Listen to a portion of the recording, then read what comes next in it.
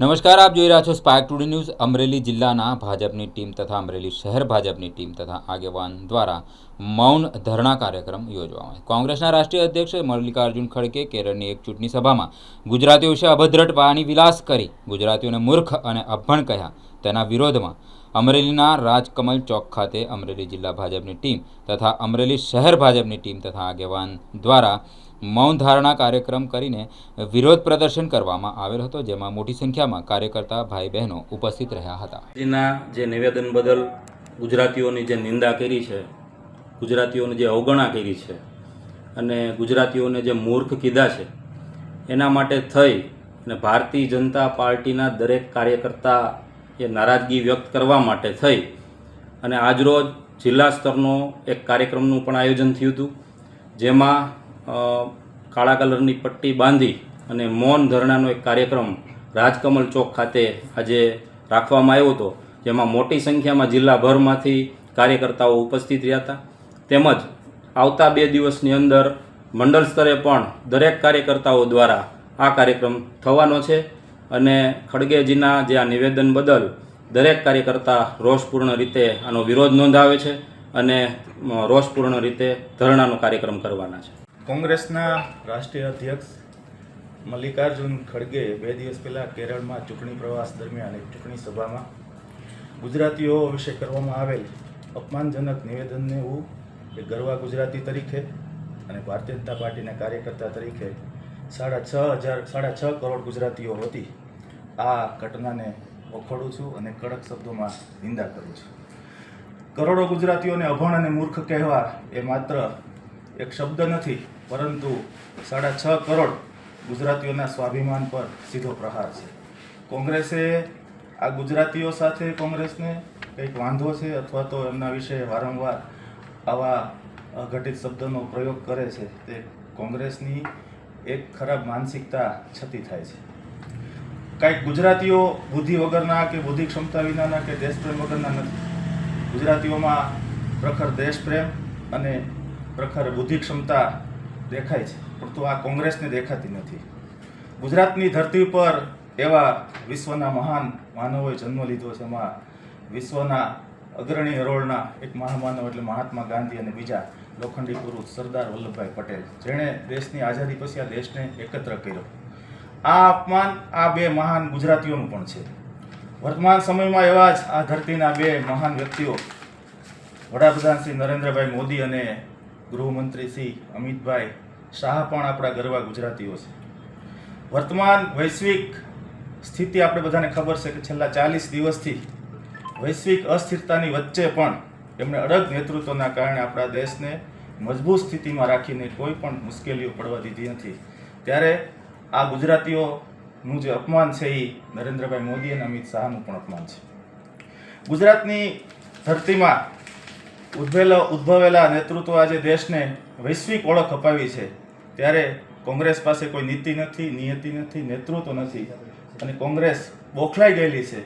એની મનોસ્થિતિનું ખરેખર આપણે અભ્યાસ કરવાની આવશ્યકતા છે।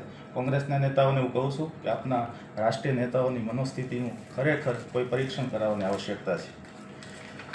આ પહેલીવાર એવું નથી બન્યું। ગુજરાત પ્રત્યે કોંગ્રેસને વારંવાર ધૃણા થઈ છે, અપમાન કર્યું છે। વર્ષો સુધી કોંગ્રેસે ગુજરાત પ્રત્યે ઈર્ષાનો ભાવ રાખ્યો છે, ગુજરાતને અવગણ્યું છે, ગુજરાતના વિકાસને અવરોધવાનો પ્રયત્ન કર્યો છે। એ લોખંડી પુરુષ સરદાર વલ્લભભાઈ પટેલ હોય કે પૂર્વ વડાપ્રધાન મોરારજીભાઈ દેસાઈ હોય, આ ગુજરાતી પ્રત્યે હંમેશા એણે અણગમો વ્યક્ત કર્યો છે। જ્યારે વડાપ્રધાન નરેન્દ્રભાઈ મોદીના નેતૃત્વમાં statue of unity Sardar Vallabhbhai પટેલની સૌથી દુનિયાની ઊંચી પ્રતિમાનું નિર્માણ થતું હતું, ત્યારે પણ કોંગ્રેસીઓએ એનો વિરોધ કર્યો છે। નર્મદા યોજનામાં પણ અવરોધ ઊભો કરીને ગુજરાતની હરિયાળી ક્રાંતિને રોકવાનો પ્રયત્ન કોંગ્રેસીઓએ કર્યો છે। યુપીએ સરકાર જ્યારે સત્તામાં હતી ત્યારે રાસાયણિક ખાતરોમાં સબસિડી ઓછી કરીને ખેડૂતોને ન્યાય કરવાનો પણ ગુજરાતના ખેડૂતોને ન્યાય કરવાનો પણ પ્રયત્ન કોંગ્રેસે કર્યો છે। એટલે ગુજરાતને હેરાન કરવામાં કોંગ્રેસીઓએ કોઈ કસર છોડી નથી। વાઇબ્રન્ટ સમિટમાં ગુજરાતમાં કરોડો રૂપિયાના રોકાણો આવતા હતા। આ ઉદ્યોગકારો, આ રોકાણકારોને ઇન્કમટેક્સની નોટિસો આપીને એમને ડરાવવાનો અને ગુજરાતના વિકાસને રૂંધવાનો પ્રયત્ન પણ કોંગ્રેસના લોકોએ કર્યો છે। દેશના આર્થિક વિકાસમાં આપણે સૌ જાણીએ છીએ કે ગુજરાતનું યોગદાન ખૂબ મોટું છે। દેશ વિદેશમાં ગુજરાતીઓ જ્યાં જાય ત્યાં પોતાની ક્ષમતા, પોતાની બુદ્ધિ પ્રતિભાથી ઉદ્યોગો કરીને લોકોને રોજગારી આપવામાં ગુજરાતીઓ અગ્રેસર છે. ગુજરાતે આજે વિકાસની, ક્રાંતિનો અને શાંતિનો પર્યાય છે અને તેના મૂળમાં કરોડો ગુજરાતીઓ છે. આપણે બધાને ખબર છે કે કોંગ્રેસના નેતાઓ ગુજરાતની સફળતા ખટકે છે. મલ્લિકાર્જુન ખડગેનું નિવેદન કોંગ્રેસની હલકી માનસિકતા દર્શાવે છે. ગુજરાતીઓ આ પ્રકારની ભાષાના શબ્દ પ્રયોગો ક્યારેય સ્વીકારશે નહીં અને સહન કરશે નહીં. ગુજરાતીઓ મહેનતુ અને દેશ માટે સમર્પિત છે. ગુજરાતીઓએ ક્યારે દેશને તોડવાનો પ્રયત્ન નથી કર્યો. ગુજરાતીઓએ ગુજરાતના દ્વારા દેશને જોડવાનો પ્રયત્ન એકતા, સમતા, બંધુતા અને સમરસતાના ભાવ સાથે ગુજરાતે કાયમ દેશને હંમેશા માર્ગદર્શન કર્યું છે.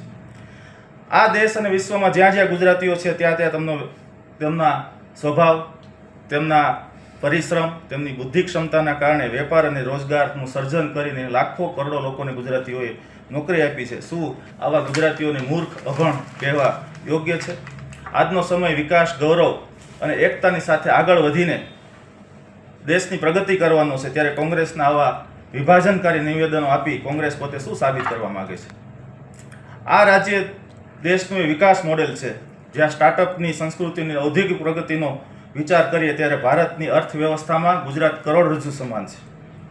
જે રાજ્યના લોકોને મલ્લિકાર્જુન ખડગે અભણ અને મૂર્ખ કહ્યા છે, તે મલ્લિકાર્જુન ખડગે પોતાની બૌદ્ધિક ક્ષમતાનું દેવાળું ફૂંકવું એવું એમના નિવેદનો ઉપરથી લાગી રહ્યું છે. જો ગુજરાતની જનતાએ કોંગ્રેસને વારંવાર નકારી છે, એનો અર્થ એવો નથી કે જનતા મૂર્ખ છે, પરંતુ કોંગ્રેસ પાસે નીતિ, નિયતિ અને નેતૃત્વનો અભાવ છે અને નીતિઓની અને તમારી દાનતોમાં ખોટ છે. એના કારણે ગુજરાતની જનતાએ તમને 30 વર્ષથી સ્વીકાર કર્યો નથી અને એના કારણે કોંગ્રેસ બોખલાઈ ગઈ છે અને આવા નિવેદનો કરીને લોકોને ગેરમાર્ગે દોરવાનો પ્રયત્ન કરી રહ્યા છે. ખડગેજીને એ પણ ખબર હોવી જોઈએ, કોંગ્રેસના નેતાઓને એ પણ ખબર હોવી જોઈએ કે ગુજરાત છે દેશનું ગ્રોથ એન્જિન છે. દેશની ટોટલ જીડીપીમાં ગુજરાતનો ભાગ 8% જેટલો છે. દેશના કુલ ઔદ્યોગિક વિકાસમાં ગુજરાતનો હિસ્સો 17% જેટલો છે અને ગુજરાત પોતાની રાજ્યની મજબૂત ઉત્પાદન શક્તિ દર્શાવે છે. આ જ ગુજરાતના લોકોની વ્યાપારિક સૂઝબૂઝનો નમૂનો છે. સમુદ્ર કિનારાના વ્યૂહાત્મક ઉપયોગથી ગુજરાતે એક અનોખો રેકોર્ડ સર્જ્યો છે અને એકલા ગુજરાતના દરિયા કિનારાનો ઉપયોગ કરીને દેશના કાર્ગો હેન્ડલની 40% કાર્ગો હેન્ડલ ગુજરાતના સમુદ્ર કિનારેથી થાય છે. એ પણ ગુજરાત અને ગુજરાતીઓ માટે ગૌરવની વાત છે. આપ સૌને ખબર છે કે વૈશ્વિક ક્લાઇમેટ ચેન્જમાં રિન્યુએબલ એનર્જીની ખૂબ ડિમાન્ડ છે અને દુનિયા એ તરફ વધી રહી છે. ત્યારે આખા દેશમાં રિન્યુએબલ એનર્જીમાં ગુજરાતનો હિસ્સો 17% જેટલો મજબૂત હિસ્સો છે. આ ઉપરાંત ડાયમંડ, કેમિકલ અને ટેક્સટાઇલ જેવા મહત્વના ક્ષેત્રોમાં પણ ગુજરાત લીડર સ્ટેટ બનીને આગળ વધી રહ્યું છે. ગુજરાતીઓના આવા અવિરત પરિશ્રમ અને સરકારની સાનુકૂળ નીતિઓને કારણે આજે સાણંદ છે એ ઓટો હબ તરીકે પ્રસ્તાવિત થઈ રહ્યું છે. આ ઉપરાંત હમણાં જ પ્રધાનમંત્રી નરેન્દ્રભાઈ મોદીએ સાણંદ અને ધોલેરા જેવા ક્ષેત્રોને સેમિકન્ડક્ટરનું હબ બનાવવા માટેના પણ પ્રયત્નો કર્યા છે. એ પણ ગુજરાત આખા દેશમાં એક લીડર રાજ્ય તરીકે પ્રસ્થાપિત થઈ રહ્યું છે તેનું ઉદાહરણ છે. હું ખડગેજી અને કોંગ્રેસના હાઈકમાન્ડને પૂછવા માંગુ છું કે શું ગુજરાતનું ગૌરવ તમને આટલું બધું ખૂંચે છે? શું ગુજરાતીઓનો પુરુષાર્થ તમને દેખાતો નથી? આ અપમાન માત્ર એક વ્યક્તિનું નથી, દરેક ગુજરાતીનું અપમાન છે, જેણે પોતાની મહેનતથી આ રાજ્ય અને દેશને સંચિત કર્યો છે.